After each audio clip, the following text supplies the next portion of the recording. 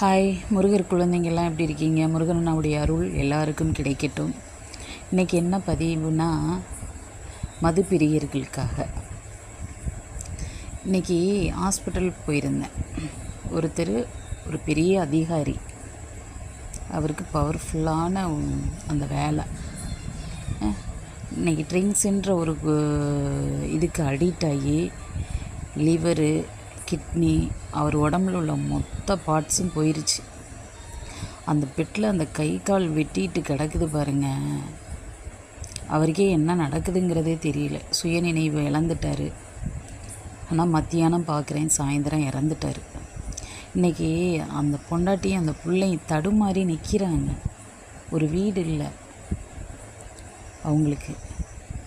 எங்கே கொண்டு வைக்கிறது? ஏன் இந்த மாதிரி குடும்பங்களை அழிக்கிறீங்க?